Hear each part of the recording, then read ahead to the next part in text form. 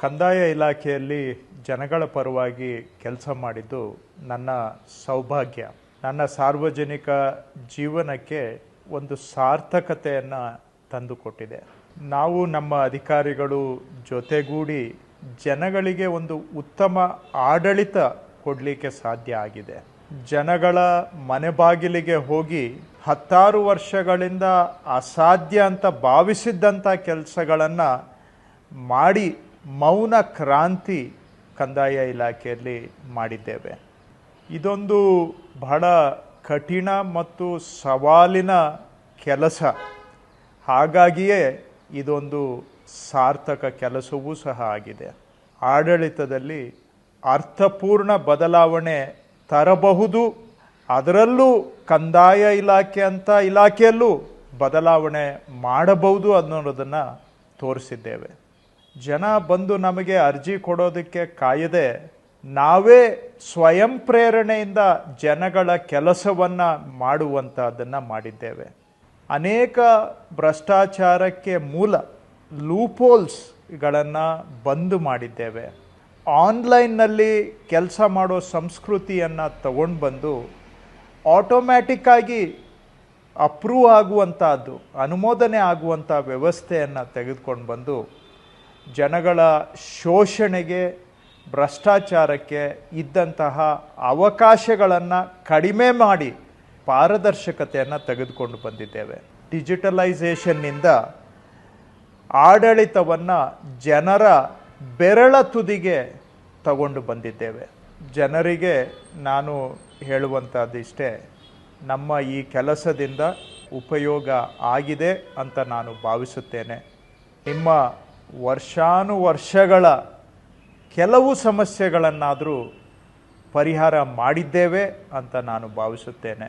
ಇದೊಂದು ನನಗೆ ಸಿಕ್ಕ ದೊಡ್ಡ ಸೌಭಾಗ್ಯ ಮತ್ತು ಅವಕಾಶ ಅಂತ ನಾನು ಭಾವಿಸುತ್ತೇನೆ. ನನಗೆ ಸಿಕ್ಕ ಪ್ರೀತಿ ಮತ್ತು ಬೆಂಬಲ ನಮಗೆ ಬಹಳ ದೊಡ್ಡ ಶಕ್ತಿಯನ್ನು ಕೊಡೋದಷ್ಟೇ ಅಲ್ಲ, ರಾಜಕೀಯ ಜೀವನದಲ್ಲಿ ಇದೇ ನಮ್ಮ ನಿಜವಾದ ಆಸ್ತಿ ಅಂತ ನಾನು ಭಾವಿಸಿದ್ದೇನೆ.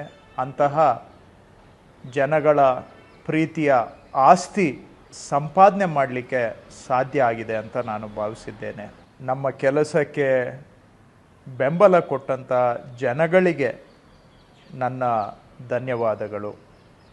ಉನ್ನತ ಅಧಿಕಾರಿಗಳಿಂದ ಕೊನೆ ಹಂತದವರೆಗೆ ಎಲ್ಲರೂ ಒಂದು ತಂಡವಾಗಿ ಕೆಲಸ ಮಾಡಿದ್ರಿಂದ ಮಾತ್ರ ಒಂದಷ್ಟು ಬದಲಾವಣೆ ತರಲಿಕ್ಕೆ ಸಾಧ್ಯ ಆಯಿತು.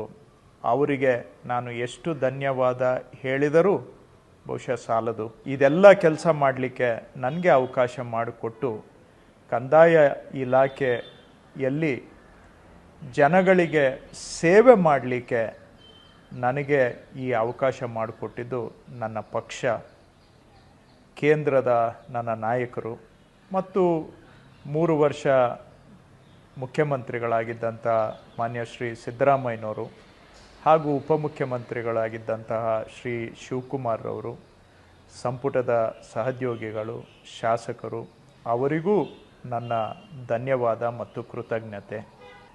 3 ವರ್ಷ ಕಂದಾಯ ಇಲಾಖೆಯಲ್ಲಿ ಸಾರ್ಥಕ ಸೇವೆ ಜನಗಳಿಗೆ ಸಲ್ಲಿಸಿದ್ದೇವೆ.